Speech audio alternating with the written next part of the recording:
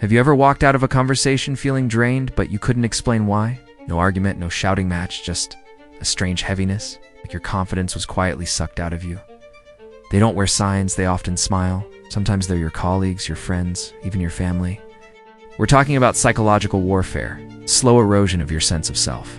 One sarcastic comment at a time, one guilt trip, one backhanded compliment, one passive-aggressive jab. Most people don't even notice it's happening until the damage is done. That's what makes it dangerous.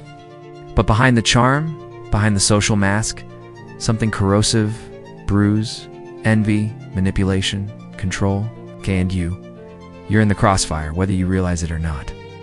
Every time you allow a toxic person to disturb your emotional state, you give them power over your life. Power they don't deserve. Like something small but sharp had pierced your mental armor. That's not your imagination. That's what a toxic interaction feels like. The Stoics weren't monks on mountaintops. They were generals, emperors, slaves, and warriors. Men who faced betrayal, loss, and cruelty, yet maintained iron inner clarity. Not through fantasy, but through discipline, clarity, and real-world action. You'll learn how to stay unshaken, unmoved, and perhaps most importantly, untouched. And here's the unsettling truth. Toxic people rarely look like villains. This isn't about bad vibes or social awkwardness. Now pause for a moment. Really think. Who in your life makes you feel smaller after every conversation? Who leaves you second-guessing yourself? That's the battlefield. Here's the challenge. You cannot always avoid toxic people. They're everywhere. At work, in families, even within relationships you once trusted. But you can prepare for them. You can learn to protect your emotional core without becoming cold, bitter, or closed off. This is where Stoic philosophy steps in. It's not as ancient fluff or intellectual posturing, but as a practical, timeless, battle-tested code for maintaining peace in the middle of chaos. And that's what you need today. Not more therapist speak. Not another how to stay positive list. You need a mental toolkit. One forged in fire, sharpened by clarity, and grounded in reality. Because this isn't just about them, it's about you, your mind, your focus, your peace. So here's the question you have to answer before we move on. Are you going to let other people dictate how you feel, think, and live? Or will you build the kind of inner fortress that no storm can shake? In this guide, you'll learn exactly how to do the latter, step by step, strategy by strategy. The war is silent. But if you don't arm yourself, you've already lost. 1. Identifying the threat. The enemy behind the smile. You can't fight what you can't see. That's rule number 1 in any battle. Whether it's on the battlefield or in your personal life. And when it comes to toxic people, the real danger lies not in their noise, but in their silence. Not in their obvious hostility, but in the subtle, almost invisible way they chip away at your mental state.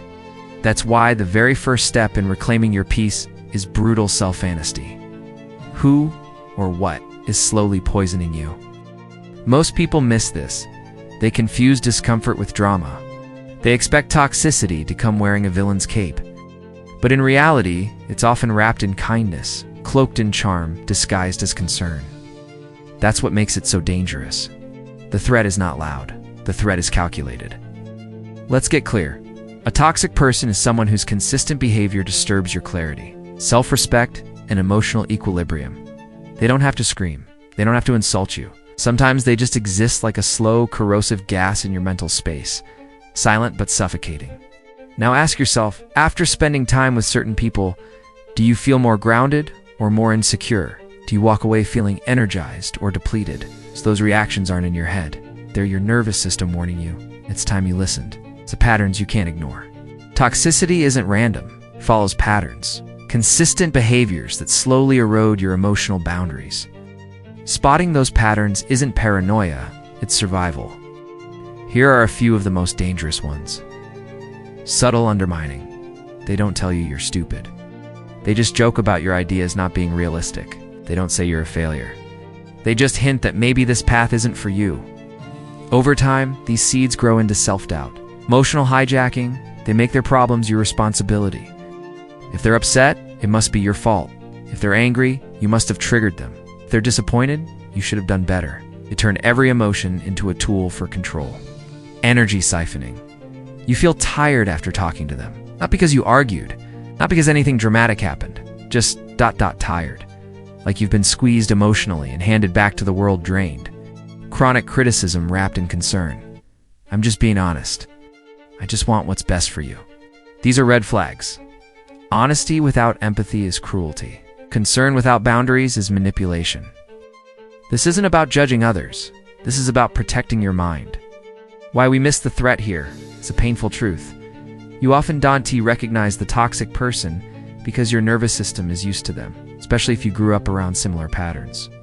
What should feel uncomfortable ends up feeling familiar. So you excuse it. You rationalize. They don't mean it like that. It's just how they are.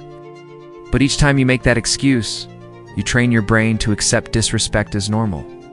Stoic wisdom teaches us to distinguish between what we control and what we don't. You don't control their behavior, but you absolutely control your awareness. And awareness is your first layer of armor. The psychological price of staying blind, you might think it's not a big deal, or I can handle it. But the psychological cost of ongoing exposure to toxicity is not just emotional, it's biological. Your body starts to live in survival mode. Cortisol spikes. Your sleep is disturbed. Your focus drops. You become more irritable, less present, more defensive. You feel off, and you can't even explain why. That's how mental erosion begins. It's not in a moment of crisis, but in 1,000 tiny daily emotional compromises. So if you're thinking, I'm strong, I can tolerate it, ask yourself, at what cost? What's the price of always being strong around someone who drains you? We're drawing the line. The Stoic lens, the Stoics. Men like Epictetus, Seneca, Marcus Aurelius didn't live in isolated caves. They were immersed in society, surrounded by betrayal, gossip, envy, but they practiced clarity of perception, the ability to see what is without distortion. They would ask, does this person add to my virtue or rob me of it? Do I leave this conversation clearer or more confused? Does their presence align with my values or test them? These aren't philosophical musings. These are survival questions for the modern mind. Because in today's world, clarity is strength. So let's bring it home. Right now, make a mental list of the people you interact with most. At work, in your social life, even family. For each one, ask, how do I feel after seeing them? Do I feel heard or judged? Do I feel inspired or small? Do they respect my boundaries or push against them? The answers may make you uncomfortable. Good. Growth starts in discomfort. Because once you identify the threat, you reclaim your power. You stop fighting shadows. You stop blaming yourself. You stop doubting your gut. You start making decisions based not on fear, but on truth. You cannot protect your peace if you don't recognize what's piercing it. And no one will do this work for you. The war for your emotional stability begins with vision. What you allow into your mind becomes your mental environment. What you tolerate becomes your new baseline. What you normalize becomes who you are. Don't become numb to dysfunction. See it. Name it. Then prepare for the next move. 2. Building your walls. Defining the lines nigh to one crosses. It's one thing to recognize a toxic presence. It's another to keep it out. That's where most people fail. Not because they're weak, but because they're unclear. They don't draw the line. Or worse, they draw it, then erase it the moment someone pushes back. They're about defining what you will and will not allow into your mind, your emotions, your time, and your life. A strong boundary doesn't push others away. It protects what matters most. You. Here's the truth that hits hard. If you build walls around your emotional space, someone else will build a prison out of it, and you'll be the inmate. Not to them, to yourself. You betray yourself in small ways, and those betrayals compound. That's how resentment begins. It's not from hate, but from saying yes. When your soul was screaming no, so they stay quiet. They go along. Put up with comments that sting, behaviors that drain, requests that overstep, all in the name of being agreeable. Boundaries aren't about control. They're about clarity. They're not about cutting people off. But let's be honest. Most people are afraid to set firm boundaries because they fear what comes next. Conflict. guilt, rejection, being called selfish or cold. That's not kindness, it's emotional self-neglect. And here's the cost. Every time you allow someone to violate your space, you reinforce the message that your needs don't matter. The Stoics taught that your peace is not dependent on others. It is dependent on your ability to control your responses and protect your values. Why boundaries feel so hard, and why you must set them anyway. He faced betrayal, war, chaos, but he stayed unmoved because he knew this one principle. If it is not true, do not say it. They can no longer manipulate you with guilt, confusion, or obligation. That's why setting boundaries isn't just uncomfortable. It's dangerous to people who benefit from your lack of them. Let's get something straight. Toxic people don't hate your boundaries. They hate your clarity. Why? Because clarity makes them lose leverage. But guess what? Your peace isn't up for negotiation. If someone gets upset because you told them what's not okay, that's not a reason to back down. That's confirmation you needed to set that line in the first place. Now, here's where Stoic philosophy becomes incredibly practical. Marcus Aurelius, Roman emperor and Stoic, ruled an empire without losing his inner center. If it is not right, do not do it. Likewise, if it is not healthy, do not allow it in. Not once, over and over again. But each time you stand firm, you send a message. Not just to them, but to yourself. You have to enforce the wall. And that's where many break. The first time someone pushes, they freeze. They apologize. They soften their tone. They compromise. And just like that, the wall crumbles. What healthy boundaries actually look like? Let's be practical. What do solid emotional walls actually look like? But also, don't build it out of sand just because you're afraid of being too much. Time boundaries. I'm not available after 8 p.m. for calls. Emotional boundaries. I'm not comfortable discussing that. The old you might just take it, nod, and carry their baggage.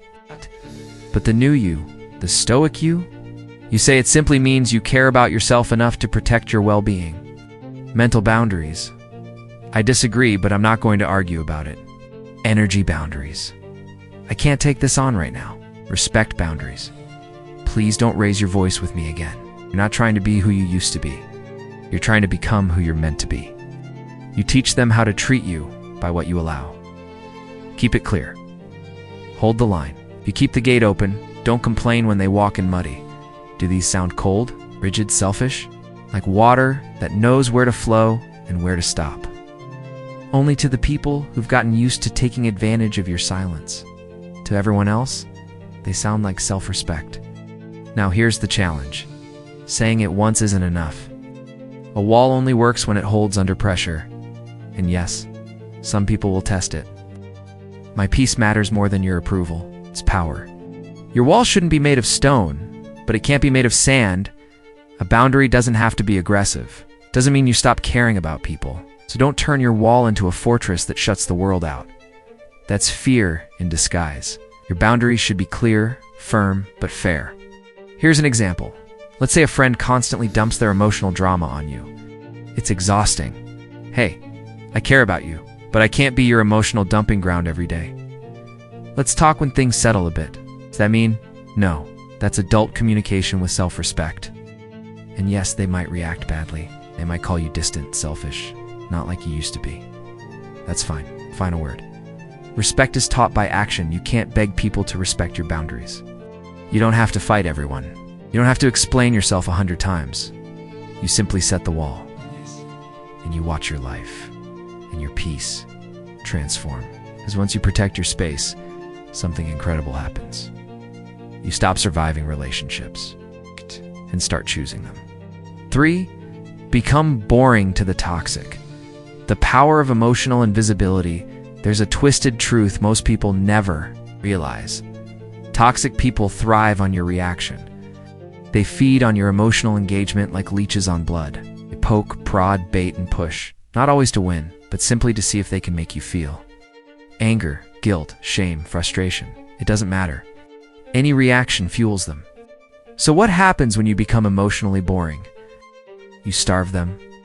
This is where the art of emotional invisibility becomes a weapon. Subtle, silent, and devastatingly effective.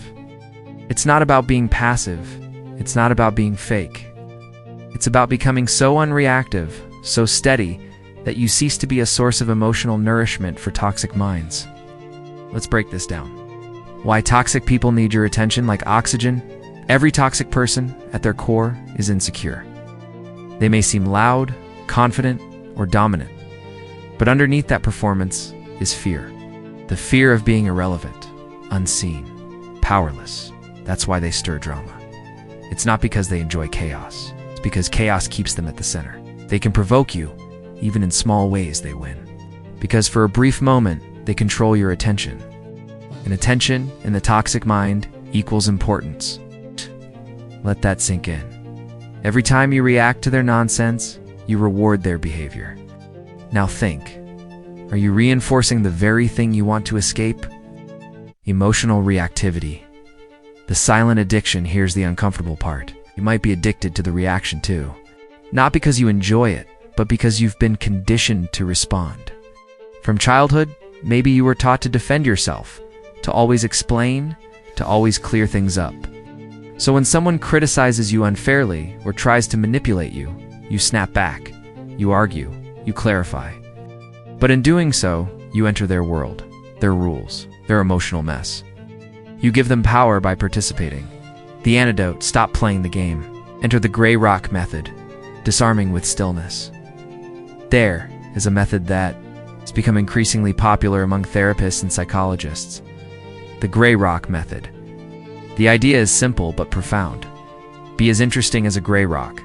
That means no dramatic responses, no over-explaining, no visible signs of frustration, sarcasm, or enthusiasm. Your energy becomes flat, neutral, and non-reactive. The emotional hooks they use, they can't stick to you. They slide off. They throw a passive-aggressive insult. You respond, okay? They guilt trip you. You say, I hear you. They try to provoke with gossip. You reply, not sure, no heat, no spark, just stone-cold stillness. What happens next is fascinating. The toxic person begins to unravel. They escalate at first. Louder jabs, more manipulation, because they're not getting their hit.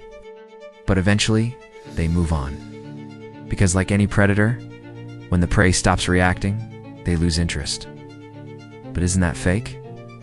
That's a fair question. And the answer is, it depends on your intention. This isn't about becoming robotic or suppressing your humanity. It's about choosing where your energy goes. You're not fake, you're focused. You're not suppressing emotion. You're managing it. You're not avoiding conflict out of fear. You're avoiding engagement because it's a waste of your time. In fact, becoming boring is one of the most powerful forms of self-respect. You stop leaking energy where it's not valued. You stop trying to fix, prove, or defend yourself. You just are. Calm, quiet, untouchable. That's strength. It's a psychological benefit. You reclaim your center. Here's what most people miss about disengaging. It's not just for them, it's for you. Every time you resist the bait, you strengthen your self-regulation. You tell your nervous system, we are in control. It builds confidence, peace, internal power. Over time, you find yourself less reactive in all areas. Not just with toxic people, but in traffic, at work, in arguments, everywhere. You stop being a puppet pulled by the strings of other people's moods. You become solid. Practical steps to emotional boredom. Let's get tactical. Here's how to put this into action starting today. Know your triggers. Identify what kinds of comments or behaviors usually get a rise out of you. Awareness kills manipulation. Script your neutrality. Prepare 2 to 3 neutral responses ahead of time, I see. That's your opinion noted. Use them. Manage your body language. Calm tone. Minimal eye contact. Relaxed posture. Don't fidget. Don't flinch. Don't reward escalation. If they get louder or more dramatic, don't match it. Stay still. Let the storm pass without reaction. Leave if necessary. If they don't stop, quietly exit. No scene, no drama. Just peace. This isn't weakness. It's just training. Every moment you stay detached is a rep for your mental strength. Final word, be the mirror they can't distort. Toxic people love to twist your reflection. Make you doubt, overthink, defend, justify. They want you spinning. Dizzy, off balance. But when you become emotionally neutral, when you give them nothing, they reforce to face their own chaos. You become a mirror that doesn't reflect dysfunction, a rock they can't move, a space where their power ends. That in a world drunk on noise and reaction is terrifying. So be terrifying. In the quietest, most centered way possible. Become boring. Become untouchable. Become free. 4. The broken record technique, mastering unyielding clarity. What do you do when someone refuses to take no for an answer? What do you do when a toxic person keeps circling back again and again, poking at your boundaries with guilt, manipulation, or sweet-sounding demands designed to wear you down? Here's the hard truth. Some people don't care what you say, only care what they can get away with. And unless your message is delivered with unwavering consistency, they will keep testing your limits like waves crashing against a rock, hoping, eventually, you'll erode. That's why you need a method that's deceptively simple, yet remarkably powerful. The broken record technique, but when used properly, it is one of the most effective boundary-enforcing tools you'll ever master. Ow. Because it does one thing exceptionally well. It's not flashy. It's not aggressive. Ow. It ends the argument by refusing to enter it. Why repetition is a weapon against manipulation. Let's start with the psychology. Toxic people don't need you to change your mind in one moment. They make you question your stance. Maybe I'm being too harsh. Maybe I should just give in. Maybe this time is different. They play the long game. They wear you down through repetition, pressure, emotional fog. One day it's guilt, the next day it's flattery. Instead of reacting to every new attempt with a new justification, you hold the same line, calmly, firmly, and without emotional charge. Then it's a favor that doesn't seem like a big deal, until you realize you've been slowly pulled back into the chaos you tried to leave. Their power lies in disrupting your clarity. They introduce confusion. But here's the Stoic truth. Clarity is not cruelty. Consistency is not coldness. The broken record technique flips the script. It's maddening to manipulators. What the technique looks like in action? It works like this. You say your position clearly. They push. You repeat your position. They push harder. You repeat exactly the same. They escalate. You remain still. Example them. Come on, I just need a little help. You're always the one I trust. One person pushes, the other pushes back. Emotion rises, reason drops. Chaos ensues. No matter what tactic, they try emotional blackmail, blame shifting, passive aggression, they get the same steady response. You, I'm not available for that right now. Them, seriously. You helped last time. What's the big deal? You, I'm not available for that right now. Because toxic behavior is all about control. No control, no game. And wow, I guess I know where I stand. You, I'm not available for that right now. No anger. It's no explanation, no justification. Ow. Just firm repetition like a record skipping on purpose. Why it works. The logic behind the silence, most people expect escalation to be met with escalation. That's how arguments work. It's about refusing to get pulled into a cycle that was never meant to serve you.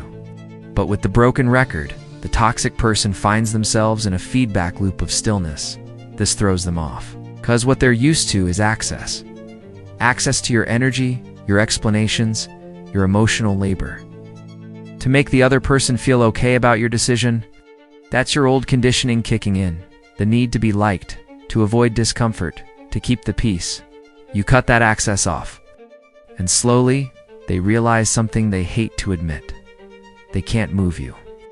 The broken record isn't just a technique. It's a form of self-respect, a refusal to over-explain. A declaration that your boundaries don't need permission to exist, and when they can't move you, they lose interest. TheStoicFoundation.com, repetition as inner discipline.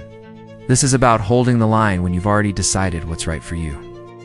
Marcus Aurelius wrote, "You have power over your mind, not outside events." Realize this, and you will find strength. The broken record is that strength in action. Yes. It's not about winning the confrontation. You're not cold. You're clear. You're not unkind. You're consistent. You're not difficult. You're disciplined. And discipline, in a chaotic world, is power. What makes this so challenging you may feel a strong pull to explain yourself, to soften the blow. But let me ask you this. Is it really peace if it costs your mental clarity? Is it really kindness if it requires betraying your own needs? Stoicism teaches us to hold our center regardless of outside pressures, using the broken record without becoming rigid. This isn't about being inflexible in all areas of life. If the request is reasonable and your answer is yes, say yes. If the request violates your values or emotional safety, your no dose and tea need a 15-minute explanation. This is emotional maturity, being firm, kind, and self-assured all at once. And that's rare. That's powerful. It's stoic. Final word. The line you hold becomes the life you live every time you repeat your stance. You reinforce your identity. You are not someone who caves under pressure. You're not someone who negotiates your peace. You're someone who stands calmly, consistently, powerfully. So let them push. Let them pout. Let them escalate. Let them spin. You just keep repeating the truth. And in time, your truth becomes the wall they cannot scale. Say it once, say it again and again. Let your boundaries echo like a drumbeat of self-respect. Unmoved, unchanged, unbreakable. 5. Don't take the bait. The strategy of emotional detachment. Every toxic person has a strategy. It's not always conscious or calculated, but it's consistent. They bait you. They say just the right thing to trigger your emotions. Get sharp enough to provoke, just vague enough to deny. They lay the emotional trap, and all they're waiting for is your reaction. Once you bite, they reel you in. Suddenly you're defending yourself, raising your voice, trying to make them see your perspective. But they don't care about your logic. They care that they've pulled you out of your calm and into their chaos, and that's how they win. The anatomy of the bait, let's be clear, this isn't about ordinary conflict. It's about emotional manipulation masked as casual conversation. The bait can come in many forms. A passive-aggressive comment. Wow, you're actually on time for once. A guilt trip, I guess. You're too busy for real friends now. Faux compliment laced with envy. You're lucky. Some people don't even have the freedom to take care of themselves. These comments aren't random, they're carefully placed hooks. They aim to trigger one of three reactions: defensiveness, anger, or guilt. Why those three? Because they pull you off balance. When you're off balance, you're easier to control. It's a hidden cost of taking the bait. Think about it. How many times have you walked away from a conversation replaying it in your head, wishing you had stayed calm? That's not weakness. That's conditioning. You've been trained to defend your worth the moment it's challenged. You've been taught that silence equals submission. If someone takes a shot, you must shoot back where you've lost. But here's the paradox. The moment you react, you lose control. Your nervous system enters a fight-or-flight mode. Logic shuts down. Your tone shifts. Your clarity disappears. And now, instead of holding your ground, you're caught in their emotional theater. And that's the goal. Toxic people don't want resolution. They want reaction, because reaction equals relevance. Stoic detachment. How the wise stay unmoved. Stoicism offers an alternative path, one that's radical in its simplicity and deeply powerful in execution. The Stoics taught a principle that should be carved into every mind that seeks peace. We are not disturbed by events, but by our judgment about them, Epictetus. That's the key. It's not the bait that hurts you. It's how you choose to interpret and respond to it. Detachment doesn't mean you don't care. It means you refuse to hand over control of your emotions to someone who's trying to hijack them. So what does this look like in practice? Recognize the bait, pause, disengage. Imagine someone makes a biting comment like, "Must be nice to have so much free time. Some of us work hard." The automatic urge is to respond, defend, clarify. But a Stoic sees the trap, and instead of reacting, they pause. In that pause, there's power. In that pause, you ask yourself, what's the intention behind this comment? Do I owe this person an emotional response? Is defending myself here worth my peace? Most times the answer is no. So you respond not with anger or apology, but with emotional neutrality. Could be interesting point. Then silence. No fuel, no fight. just stillness. But doesn't that make me look weak? That's what your ego will say. Don't let them get away with it. You can't look passive. But here's a question that slices through that noise. Is it strength to react every time someone presses a button? Or is it strength to know the button is there and still choose silence? Let them think what they want. You're not here to convince them. You're here to protect your clarity. And if your dignity is threatened by someone who thrives on drama, the issue isn't how you look. The issue is why you still standing in their spotlight. True strength doesn't perform, it preserves. Emotional freedom starts with discipline. Detachment isn't cold. It's not robotic. It's intentional emotional discipline. Discipline brings freedom. You no longer bite every bait. When you don't flinch at every jab, when you realize you don't owe your energy to every provocation, you become dangerously unshakable. That's when the power dynamic flips. They can scream, they can dig, they can throw every emotional trick they know. But you remain grounded. Not because you're better, but because you've trained yourself to stay unmoved. Final word, master the pause, master your peace. Toxic people will always exist. There will always be someone looking to stir the pot, to get under your skin, to make you react. But you don't have to play. You don't have to enter the arena every time someone throws a jab. You don't have to explain your worth. You don't have to fight for your peace. You just have to recognize the bait hand. Walk past it. It's the moment you do, you reclaim something most people never experience. Freedom from emotional slavery. And that, friend, is the kind of quiet power no one can take from you. 6. The art of non-reaction. When silence strikes harder than words, sometimes the loudest move you can make is no move at all.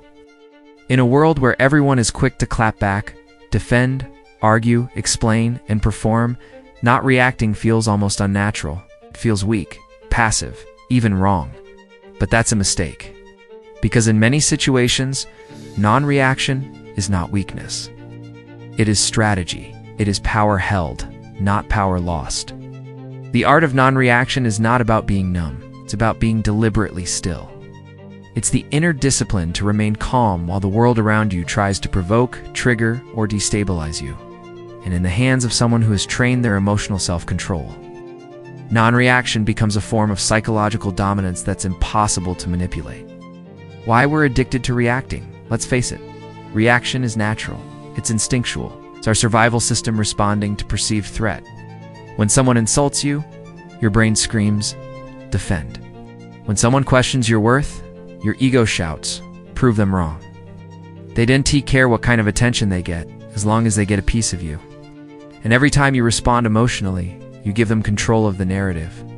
And when someone disrespects you, your pride demands, fight back. But that's the trap. Toxic people want that reaction. It means you are doing something so intentional that it feels like nothing to the untrained eye. Non-reaction is the refusal to give your power away, stepping out of the game without announcing it. It's a psychological impact of stillness. Here's what most people miss. Non-reaction doesn't mean you're doing nothing. You are holding space. You are processing before responding. You are choosing peace over ego. You are opting out of chaos without making a scene, especially for toxic personalities who need your energy to validate their own instability. And that's uncomfortable. Not for you, but for the person who expected your reaction. Picture this. Someone throws a verbal punch, sarcastic jab, a cruel comment, a challenge, and you just look at them. Maybe you blink, maybe you breathe, but you don't flinch, you don't defend, you don't respond. To them, your silence is deafening. It's the reflection of their own behavior staring back at them because they were expecting a fight, a scene, a breakdown. Instead, they get a mirror, and what they see is themselves. Why silence can hurt more than words. Words give them something to work with, something to twist, argue, distort. Silence, it gives them nothing. It leaves them standing alone in their own discomfort. No emotional fuel. No conflict to manipulate, just space. Stillness. That's why non-reaction is not passive. It's tactical withdrawal. That every trigger is optional. That you are the gatekeeper of your mind. It's mental aikido, using the other person's aggression against them by simply not engaging with it. And make no mistake, this takes courage. The Stoic foundation of emotional mastery, Marcus Aurelius wrote, "You don't have to turn this into something. It doesn't have to upset you." That's the heart of Stoic wisdom, the reminder that nothing has meaning unless you assign meaning to it. Non-reaction is how you enforce that gate. You're rising above it. You're standing in such stillness that the storm swirls around you but never in you. You choose what enters. You choose what stays. And sometimes the most powerful message you can send is none at all. But isn't that avoidance? No. Avoidance is when you run from something because you fear it. Non-reaction is when you face it and simply decide it's not worth your energy. Big difference. Avoidance is fear-based. Non-reaction is strength-based. When you master non-reaction, you're not hiding from confrontation, when to use it, and when to speak. Not every situation calls for silence, or times to speak up, to defend boundaries, to correct injustice. But when the only purpose of the confrontation is ego, drama, manipulation, or chaos, silence is the higher ground. Use non-reaction when view the person's behavior as a performance, not a personal attack. The person thrives on emotional chaos. I don't need to respond to be in control. The issue is bait, not substance. You've already said what you needed to say. Your peace is more valuable than being right. It's not about proving you're above them. It's about proving to yourself that your emotions belong to you and no one else. Practical training in the art of stillness, like any art, this takes practice. Here's how to build your non-reaction muscle. Breathe first, speak later. Let breath be your default before words. It creates space between trigger and response. Observe, don't absorb. Mentally step back. Say less than you want to. If you must speak, keep it minimal. The less emotional weight, the better. Create mantras. Not my circus. Their drama, not mine. Exit when needed. Sometimes the strongest reaction is to walk away without comment. Final word, be the still point in their storm in every room. There are two types of people. Those who get pulled into the drama, and those who remain still while everyone else burns out. The first is easy. The second takes practice, takes ego death. It takes emotional maturity, but it's worth it. Because when you stop reacting, something profound happens. People start questioning their own behavior, start gaining emotional leverage. And most importantly, you finally get your peace back. So the next time someone throws bait, fires a verbal arrow, or tries to shake your center, don't move. Don't flinch. Don't react. Let your stillness be the answer they never saw coming. 7. Reduce exposure. Detox your environment. Protect your peace. Let's start with a question that hits a nerve. How many hours of your life have you spent entangled in conversations, relationships, or environments that left you emotionally contaminated? It's not just dramatic arguments that drain you. Sometimes it's the subtle, daily exposure to toxic people that slowly chips away at your mental clarity. One comment here, one guilt trip there. One forced interaction you tolerate because it's complicated. But here's the reality. You cannot heal in the same environment that's making you sick. And if you're serious about reclaiming your peace, your focus, your strength, then cutting down exposure to toxic people is not optional. It's essential. This isn't an emotional reaction. It's a strategic decision. Toxicity is contagious. Even in small doses, think about radiation. You don't have to be near it long to be affected. It's just a little exposure over time can lead to long-term damage. Toxic people work the same way. You don't need to live with them. You don't need to be screamed at. Sometimes all it takes is 10 minutes of interaction with the wrong person, and your day feels off. Your mind spins. You're irritable. Your energy tanks. Why? Because your emotional bandwidth is a limited resource. And every toxic interaction costs you attention, patience, and clarity that could have been used for your work, your loved ones, or your own growth. This is not about being sensitive. It's about being smart. It's a lie that keeps you stuck. But I can't avoid them. This is where resistance kicks in. The mind says, but I work with them. They're family. It's not that easy. And you're right, it's not always possible to completely remove someone from your life. But here's what is possible. Control how much of you they get. You may not have the power to eliminate them, but you have total power over your availability, your engagement, and your emotional access. And that shift changes everything. Reducing exposure doesn't always mean walking away. Sometimes it means staying in the room, but with your energy guarded, your expectations managed, your conversations shorter, your presence sharper. That's not avoidance, that's strategy. The Stoic perspective. Energy as a moral resource. The Stoics didn't talk about cutting people off, but they were clear on one thing. Your attention and presence should only be given to what aligns with virtue, reason, and clarity. Seneca wrote, "Associate with people who are likely to improve you. Welcome those whom you are capable of improving. Everyone else, observe, acknowledge, but do not let them inside your mental gates."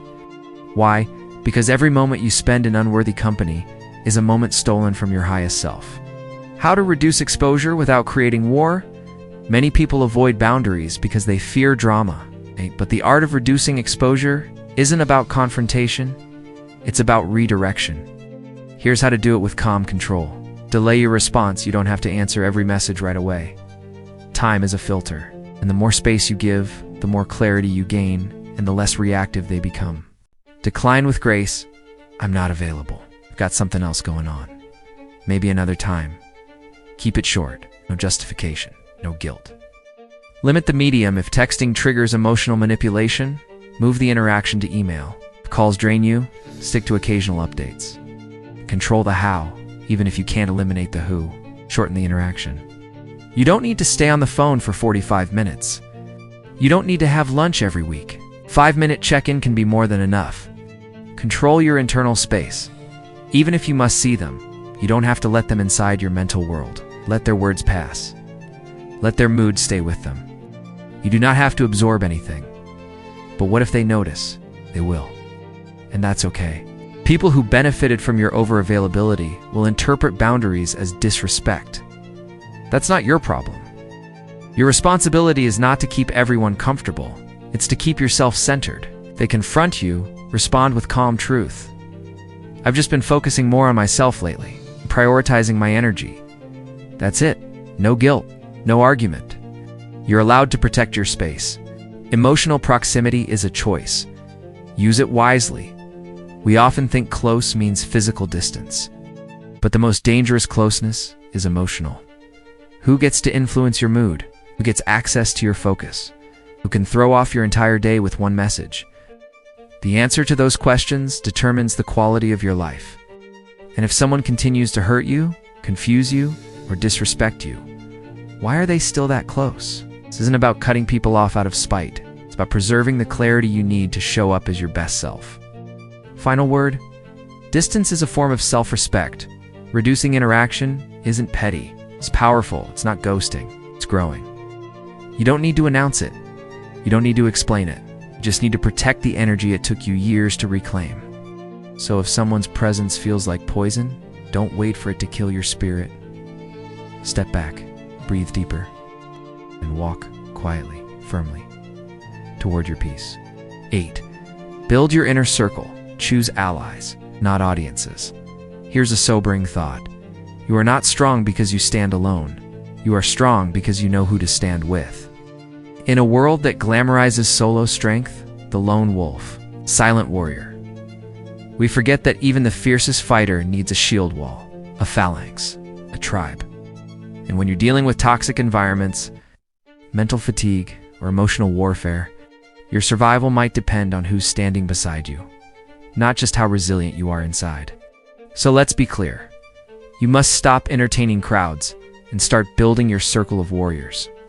Why going alone stops working, and yes, that's admirable, to a point. You may be the kind of person who prides yourself on independence. You don't want to burden anyone. You handle your problems. You keep your emotions private. But the darker reality is this. Isolation breeds distortion. Toxic people thrive in that isolation. They make you question your version of events. They rewrite the narrative, and you have no one to help you fact-check reality. When you're always alone with your thoughts, you begin to doubt your own instincts. You don't need 100 people.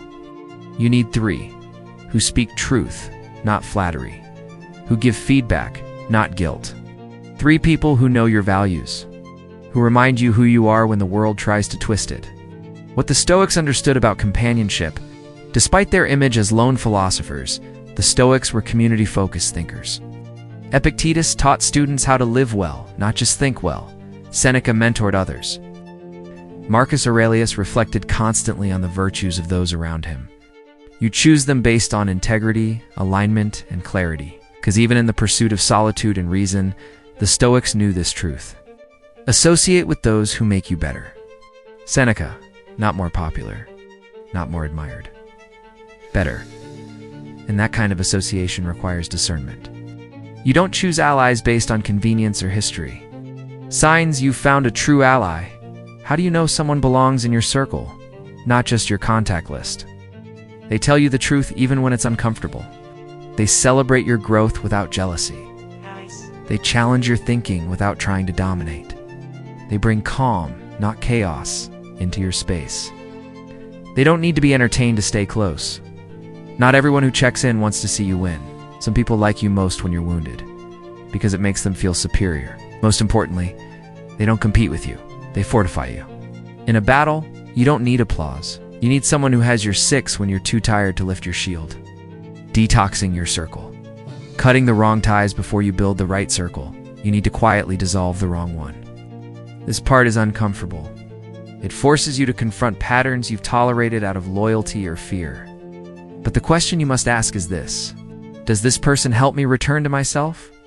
Or do they drag me further away? Not everyone who laughs with you is loyal to you. These aren't allies. They're emotional opportunists. Let them go. Vulnerability isn't weakness. It's a filter. The wrong people will back away. The right ones will lean in. How to build a real circle, not just a social one. You don't need networking. You need bonding. You need fewer handshakes, more battle-tested loyalty. Here's how to begin. Look for energy. Not status there. A kind of strength that returns when you know, deep in your bones. Someone out there won. Let you fall too far without pulling you back up. Pay attention to how you feel around them. Do you feel relaxed, seen, sharpened? Or do you feel pressured, small, and drained? Invest in depth, not frequency. You don't have to talk every day. A monthly coffee with someone real is worth more than daily chatter with someone fake. Initiate with honesty, share something real. Surround yourself with values, not vibes. Humor fades. Looks fade. But values? They hold up under fire. Seek people who live what they say. It's a spiritual armor of brotherhood and sisterhood. There's a kind of safety that comes from being seen without judgment. That's not codependence. That's structured independence. It's Stoic fellowship, not as a crutch, but as a sharpening stone. Iron sharpens iron, but dull company dulls the soul. Final word. Be as discerning with people as you are with enemies. Here's what no one wants to say. Some of the people closest to you are holding you back, not because they hate you, but because they've grown comfortable with a version of you that no longer exists. And your job as someone committed to growth is not to carry them. It's to build a circle that carries strength.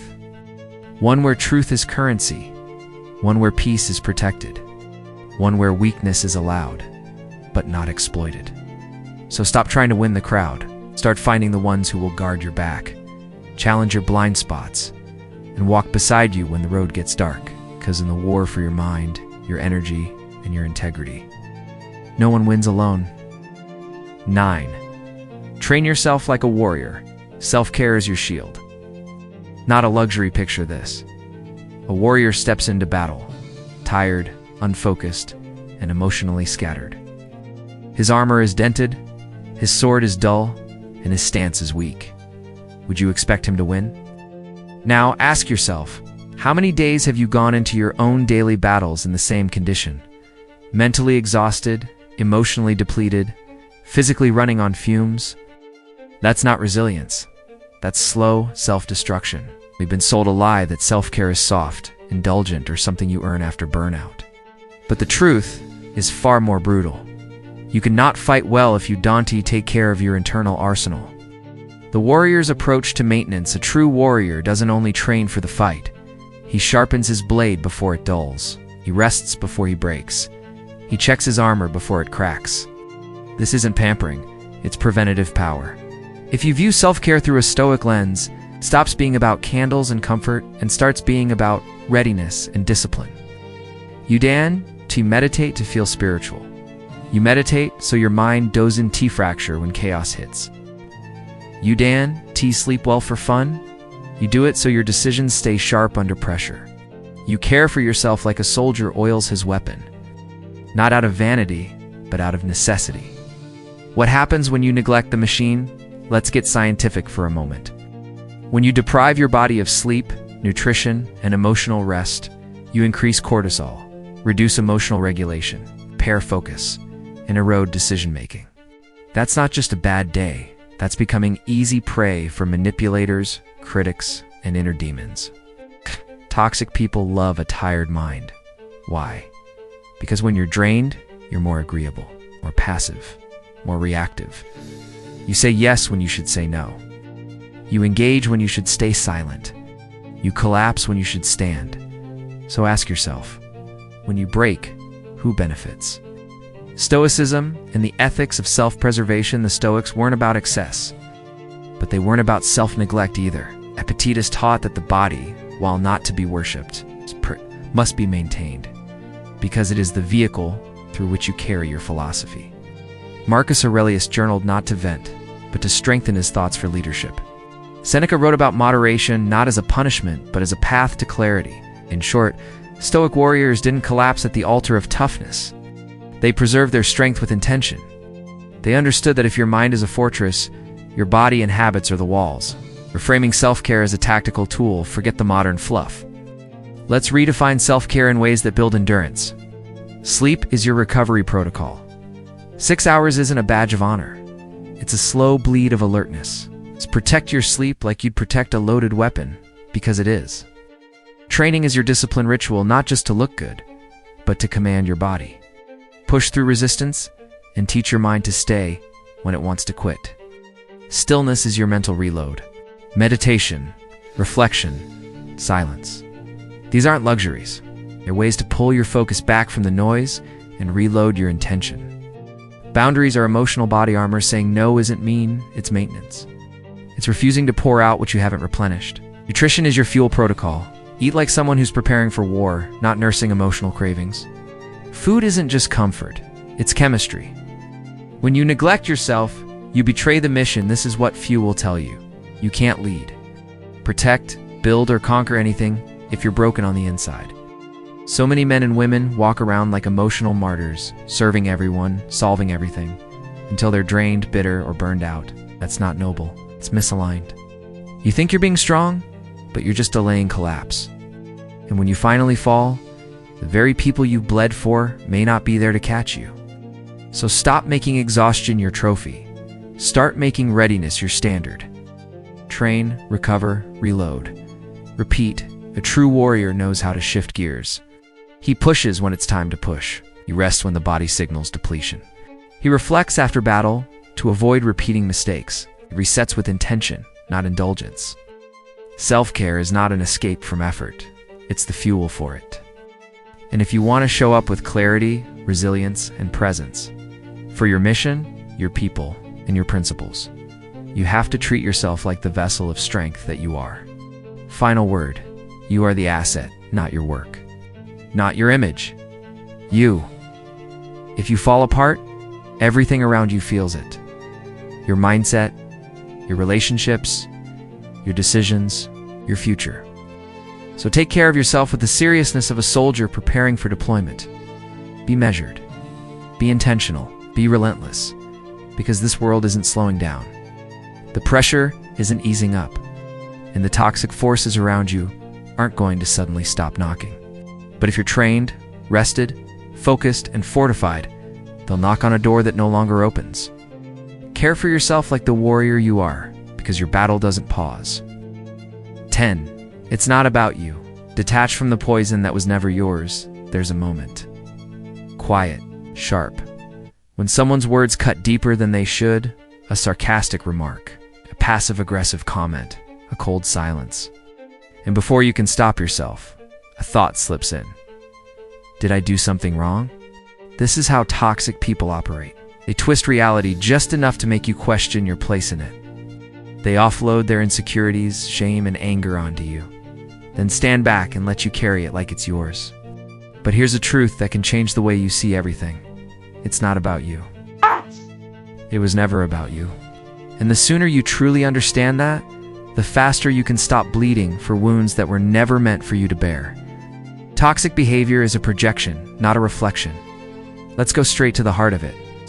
When someone lashes out, manipulates, criticizes, gaslights, they are not revealing you. They are projecting them. A person constantly accusing you of selfishness is often drowning in their own unmet needs.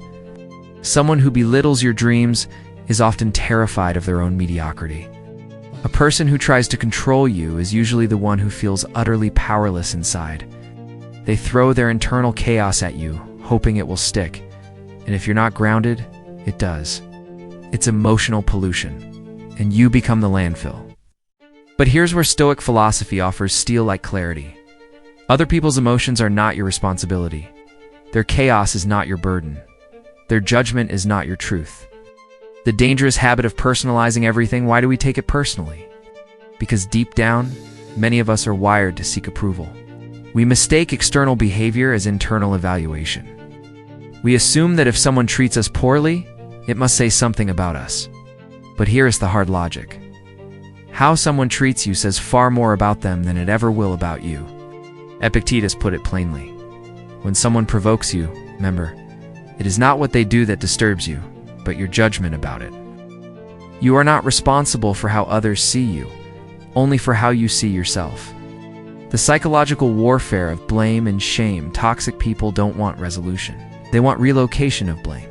They fail at something. It's your fault for not supporting them. They're angry. It's because you didn't listen enough. They disrespect you. It's because you were too sensitive. It's a mind game designed to shift ownership from their dysfunction to your identity. If you buy in, you lose twice. Once for the insult, and again for believing it was justified. So stop asking, what did I do wrong? Start asking, whose pain is trying to find a home in me? Detachment is not coldness, it's clarity. Let's make something very clear. Detachment doesn't mean you stop caring. It means you stop absorbing. You can witness someone's meltdown without joining it. You can hear someone's insult without turning it into identity. You can observe toxicity and choose not to ingest it. Detachment is the ability to say, I see your pain. I don't accept your poison. This is where your peace begins. Not in changing them, but in refusing to internalize them. How to practice the not about me mindset. This isn't a one-time realization. It's a mental habit. Practice of recentering every time someone tries to pull you off balance. Here's how to start. Pause the reaction when someone throws shade, guilt, or criticism. Don't react. Breathe. Delay the instinct to personalize. Label the behavior, not yourself instead of I'm too much. Say they seem uncomfortable with confidence. Instead of I failed them, say they're demanding what I can't give. See the pattern? Not the moment. If someone consistently creates confusion, conflict, and guilt, stop treating each incident as unique. Start seeing it as who they are, not what you've done. Release the responsibility. Say this out loud if you need to. Their emotions are theirs. Their words are theirs. Their behavior is not mine to carry. You realize it's not about you, you reclaim your power. Every time you stop absorbing someone else's negativity, you take a piece of yourself back. Your energy stops leaking into unnecessary apologies. Your mind clears from obsessive overthinking. Your self-worth returns to your own hands, not theirs. You begin to realize that peace doesn't come from fixing others. It comes from not allowing others to infect your clarity. The storm may still rage, the insults may still fly, but inside, stillness, because your identity is no longer up for negotiation. Final word. Walk away without the weight. Maybe you've spent years tangled in toxic cycles, trying to explain yourself, fix the relationship, manage their moods. Maybe you've questioned your own sanity because someone convinced you were the problem. Let today be the moment you cut the cord.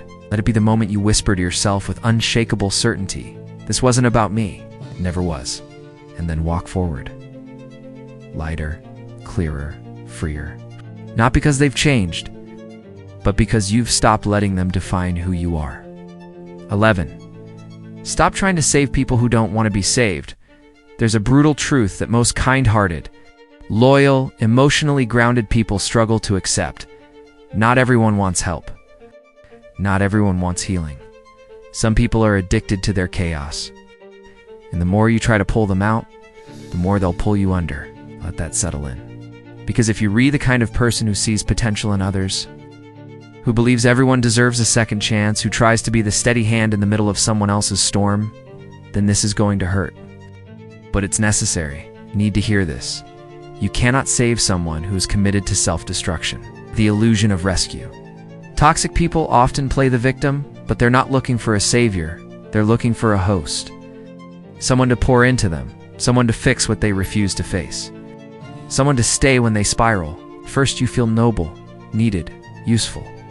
You think if I just love them harder, if I just stay patient long enough, if I just show them someone cares. But then it happens. You give, and they take and take. You carry their pain, and they weaponize your loyalty. You try to help, and they fight you, deny you, or drag you into the very dysfunction you were trying to lift them from. That's not connection. It's codependence disguised as compassion. Why some people refuse the lifeline? Let's break it down logically. Why would someone reject help? Because help requires accountability. And some people don't want that. They don't want to change. They want to be seen as trying, while secretly clinging to their habits, addictions, excuses, and victimhood. Growth means work. It means discomfort. It means letting go of ego and embracing hard truth. And some people are not ready for that. Some may never be. So when you step in to save them, they resist. Not always directly. Sometimes they smile, nod, even pretend to change. But deep down, they don't want a ladder. They want attention. The emotional cost of playing the savior, here's the dangerous part. If you keep trying to save someone who's not ready, you start sinking with them. You lose your own clarity. You compromise your standards. You walk on eggshells. You explain, justify, overfunction.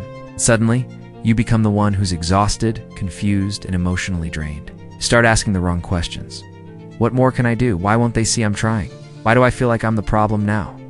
Because the moment you try to save someone who doesn't want saving, you stop respecting your own boundaries.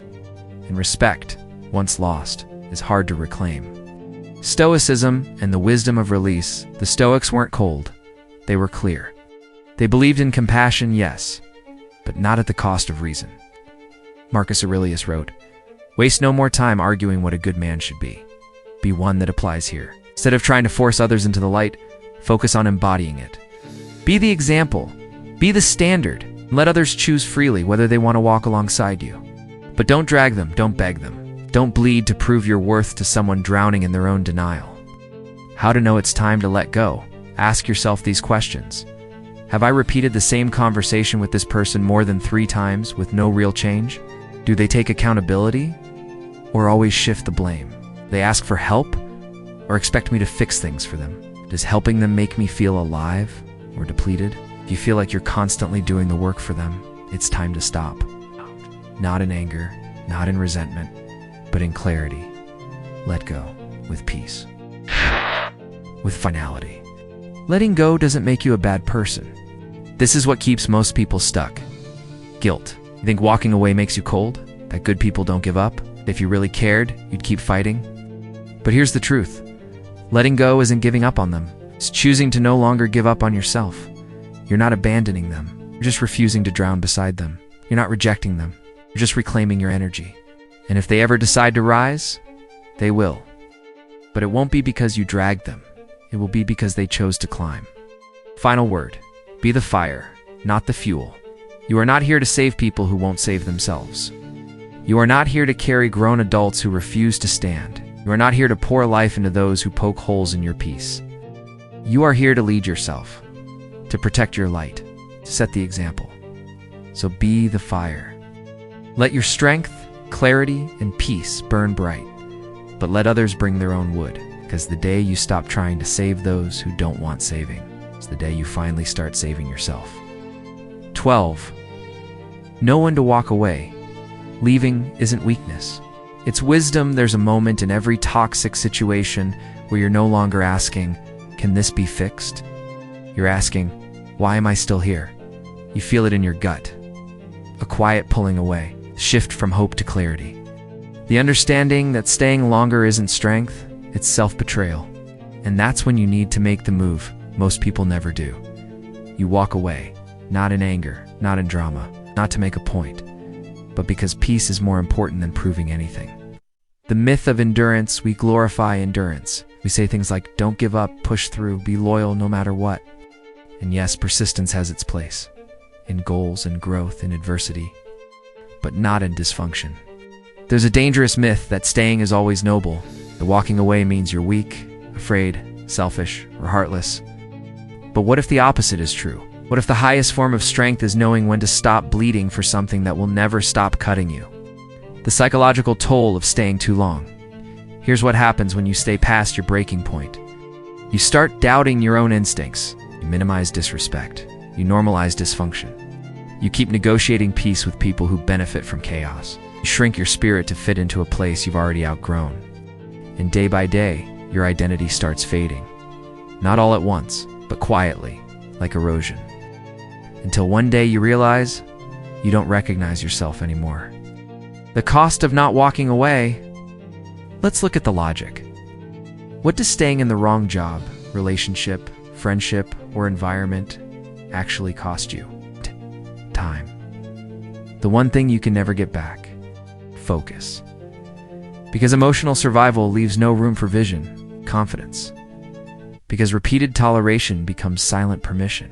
It's future opportunities. Because you're too entangled in dead ends to see new openings. Every day you stay where you don't belong, you reinforce the idea that your comfort zone is more important than your freedom. And that belief, it's a slow suicide of the soul. Stoicism and the art of letting go, the Stoics believed in accepting what cannot be controlled and having the courage to walk away from what no longer serves virtue, clarity, or reason. Marcus Aurelius wrote, "If it's not right, don't do it. If it's not true, don't say it." We can expand that too. If it's not peaceful, don't stay in it. If it's not aligned, don't force it. Walking away is not emotional rebellion. It's logical preservation. You are not escaping. You are choosing. Choosing peace over chaos. Choosing growth over stagnation. Choosing yourself over your fears. How to know it's time? Here's your checklist. You've communicated clearly, and nothing changes. You've tried boundaries, and they're constantly violated. You feel anxious before interactions, and drained after. You feel like a shell of yourself around them. You dread the future if it stays exactly like this. If 3 or more of those are true, then you don't need more time. You need an exit plan. But what if they judge me? They will. Especially if they've benefited from your silence, your compliance, or your emotional labor. People will call you selfish when you stop sacrificing for them. They'll call you fake when you stop pretending everything's okay. They'll call you cold when you stop letting them burn you for warmth. Let them talk. Their words don't define your freedom. Your action does. And when you walk away, you're not breaking the relationship. You're breaking the pattern. Walking away isn't the end. It's the real beginning. Leaving doesn't mean you failed. It means you finally saw what it was costing you to stay. It means you're stepping into a space where you can breathe again, think clearly again, feel fully again. And no, it won't be easy. Letting go of something familiar, even if it's toxic, is always hard. But discomfort isn't danger. And loneliness, isn't a sign you wrong. It's often the first sign that you finally free. Final word, when the door closes, lock it. Don't just walk away physically. Walk away mentally, emotionally, spiritually. Don't keep circling back hoping they've changed. Don't keep checking in out of guilt. Don't leave the door cracked for future pain. Close it. Lock it. Walk forward. Because the moment you finally stop trying to fix what keeps breaking you, it's the moment you begin to rebuild what they could never give you. Your peace, your power, your life. 13. Forgive yourself. Release the shame that's holding you hostage. There is a weight most people carry silently, a subtle ache, a whisper that haunts them during quiet moments. It says, "You should have known better. You stayed too long. You let them walk all over you. You were weak. It's your fault." Its voice doesn't yell, doesn't scream. It corrodes, like acid under the skin. And even after the toxic person is gone, their poison lives on inside your guilt. But here is the truth. You cannot fully heal until you forgive yourself. not just intellectually, not just by saying, "I have moved on," but by going deep into the part of you still carrying shame and setting it free. The enemy within. Self-blame. Let's break this down. When someone mistreats you, manipulates you, disrespects you, why do we blame ourselves? Because it gives us a sense of control. If it was my fault, then maybe I could have fixed it. Maybe next time I'll do better. But this illusion of control becomes a prison. You start overanalyzing everything. I should have said something sooner. Why did I stay so long? How could I let that happen? Was I just too naive? These thoughts do not lead to insight. They lead to self-punishment. And if you do not address it, you will carry this shame into the next chapter of your life. You will sabotage new connections, question your instincts, and limit your potential. All because you never fully forgave the version of yourself that did not know better. You did what you knew how to do. Let's get brutally honest. Yes, maybe you ignored red flags. Yes, maybe you enabled bad behavior. Maybe you stayed silent when you should have spoken up. Maybe you tolerated what should have been cut off. But here's the deeper truth. You did the best you could with what you knew at the time. You did not lack intelligence. You lacked clarity. You were not weak. You were conditioned to survive. You did not stay because you were stupid. You stayed because you believed something could change. There is no shame in trying to love, fix, or understand. But there is danger in refusing to release the guilt once you have awakened. The Stoic view. Focus on what is within your power. The Stoics taught that there are two realms. What is within your control? You cannot change the past. You cannot unsee the pain. You cannot erase the version of you that existed before you learned the hard lesson. But you can choose what you do with that pain now. You can use it too. Sharpen your standards. Honor your boundaries. Strengthen your self-trust. Forgiveness is not about forgetting what happened. It is about refusing to let what happened own you anymore. Forgiveness does not excuse. It liberates. Let's clarify one thing. Forgiving yourself does not mean excusing the toxic person. It does not mean it was okay. It does not mean it did not matter. It does not mean you deserved it. It means this. I accept that I made choices from a place of love, survival, fear, or ignorance. I will not punish myself for who I was when I did not yet have the tools I have now. That is not weakness. That is emotional maturity. You cannot lead others. You cannot show up in your strength. You cannot become the version of yourself you admire, while secretly resenting the one you used to be. The process of self-forgiveness. Step by step, this is not abstract. It is practical. Here is how to begin. 1. Write a brutal letter to yourself. No sugarcoating. Let it out. What do you blame yourself for? What do you regret? What have you never admitted out loud? 2. Now write a compassionate response. Imagine you are speaking to your younger self, or a loved one in the same position. What would you say? Would you call them weak? Or would you hold them and say, you did not know? But you know now. 3. Identify the lesson, not the identity. You are not the pain. You are not the mistake. Extract the lesson. Leave the shame. 4. Choose a symbol of release. Burn the letter. Delete the messages. Cut the photo. Let your body feel the symbolism of letting go. 5. Affirm the new identity. Say it in your own words. I am no longer the person who did not know, now the one who does. And I forgive the man who did not yet see. Final word. Do not just survive it. Transcend it. You went through something hard, something that twisted you, something that left marks. But you are still here, not broken, rebuilt, not bitter. Awake. Not ashamed, aware. Forgiveness is not a moment. It is a practice, a mindset, a constant release. And every time you feel the urge to punish yourself, remind that voice inside. That part of me did the best it could, and now it is time to move on. You are not here to carry guilt. You are here to carry wisdom. And that starts with letting go of the weight that was never meant to stay. Final word. Be the warrior of your own inner world. Let's put it plainly. You are not just a man in the world. We're a battlefield. Every day you wake up to a war that no one else sees. The war within. A war between who you used to be and who you're becoming. between the part of you that wants comfort and the part of you that demands evolution, between your peace and the chaos trying to break in. And if you don't stand guard at the gates of your mind, your emotions, your energy, you will fall. Not all at once, not with drama, but slowly, painfully, silently. That's why you can no longer afford to just cope. You must train, you must sharpen, you must become the warrior of your own inner world. Inner strength is not built in comfort. Let's kill the illusion. Being mentally strong doesn't mean nothing affects you. It means you know how to stand when it does. It means you can sit in pain without flinching. It means you can look chaos in the eye and stay composed. But that doesn't come naturally. It comes through repetition, discipline, inner conditioning. Just like a fighter trains in the gym, you train in silence, in choice, in resistance. When you hold your tongue instead of reacting, when you walk away instead of exploding, when you say no to drama and yes to solitude, when you protect your peace like a fortress, that's the training, that's the battlefield. And only you will know how many invisible fights you had to win just to stay standing.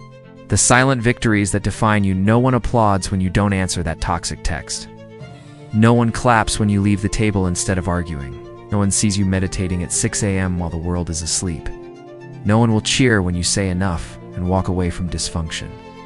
But those silent wins are worth more than all the fake strength in the world. That's what makes you dangerous. Not rage, not noise, not bravado, but restraint, but clarity. But the ability to stay calm in a room full of fire. The enemy isn't them. It's the weak voice inside you. Yes, you'll face manipulative people. Yes, you'll meet chaos in human form. Yes, there are real threats out there. But the most dangerous enemy is the voice in your head that says, it's not worth it. Maybe you're overreacting. Just let it go again. This is the best you'll get. It's the voice that wants you to stay small, stay reactive, stay silent. And every time you ignore your gut, your standards, your truth, you let that voice win. Being a warrior isn't about fighting others. It's about confronting that voice and silencing it with action. Self-mastery is the highest form of power. We chase so many things: power, money, recognition. But the real prize? Self-control. Because when you can master yourself, no one else owns you. Not their approval, not their insults, not their manipulation, not their moods. You become unshakable, not because you're immune to pain, but because you know what to do with it. You sit with it, you learn from it, you transform it, and then you keep walking. More focused, more calm, more lethal in your stillness. That's power, that's stoic. That's warrior-level control. You don't need to be perfect, just relentless. This isn't about being invincible. You'll mess up, you'll fall, you'll react. You'll have moments where you doubt everything. But every time you rise, sharper, clearer, stronger, you chip away at the old version of yourself. And that is the point. Not perfection, but transformation.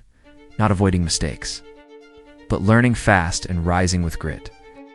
The man who gets up with wisdom in his eyes and scars on his soul is infinitely more powerful than the one who never gets hit. Build a code, live it, die with it, intact. A warrior without a code is just a thug with a sword.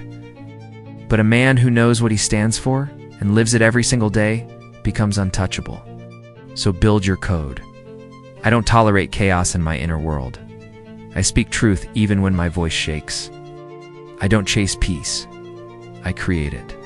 I will not fight for people who fight against themselves. I don't prove, I become. I walk away not because I'm weak, but because I'm done. This code is your armor, your compass, your final word in every battle. Final word. Be the fortress you don't need to explain why you changed. You don't need to justify your silence. You don't need to save those who refuse to save themselves. You only need to do one thing. Guard your soul like a fortress. Let no lie enter. Let no chaos linger. Let no wound define you. You are not a victim. You are not the pain. You are not what happened to you. You are the man who walked through fire and refused to burn. You are the warrior of your own inner world. Now act like it.